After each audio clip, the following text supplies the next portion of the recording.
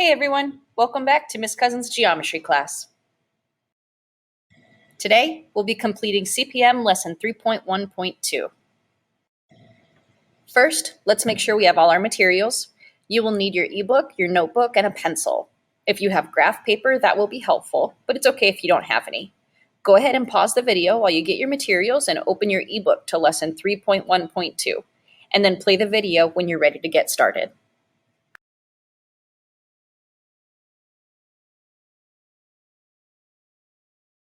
All right, before we begin, let's copy down today's learning target. I will use a zoom factor to create two similar figures. Pause the video while you copy that down and hit play when you're ready.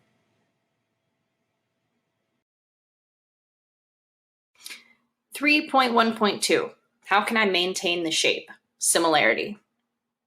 So far, you have studied several shapes that appear to be similar, which means they are exactly the same shape, but not necessarily the same size.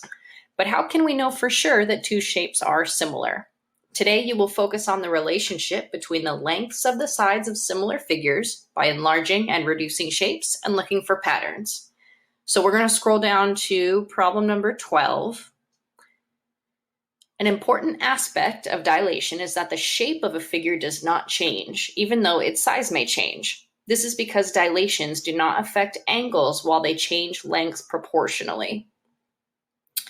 Letter A, if Monica rotated triangle A double prime, B double prime, C double prime about a point, would it still remain the same shape as triangle ABC? Why or why not? What if she translated it or reflected it?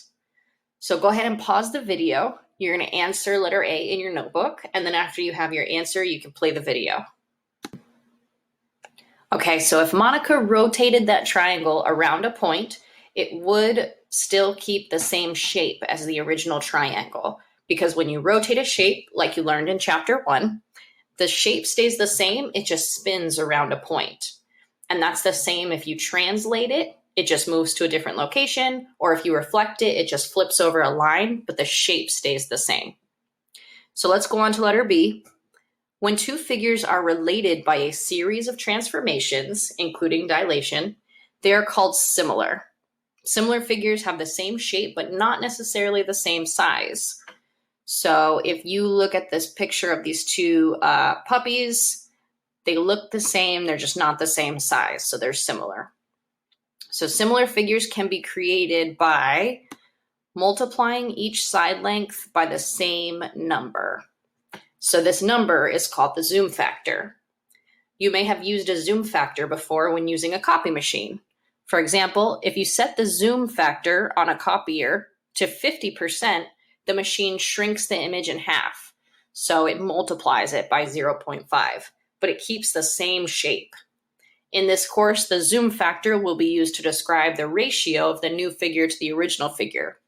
So what zoom factor was used to enlarge the puppy shown at the right?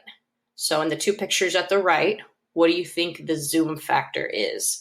So again, pause the video, answer the question in your notebook, and then play it after you have an answer written down. All right, so when we look at these two pictures of this puppy, in the original, the height of the puppy's face is 5, and then in the enlarged version, it's 15.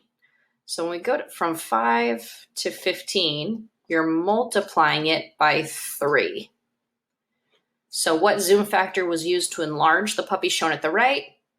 The zoom factor there is 3.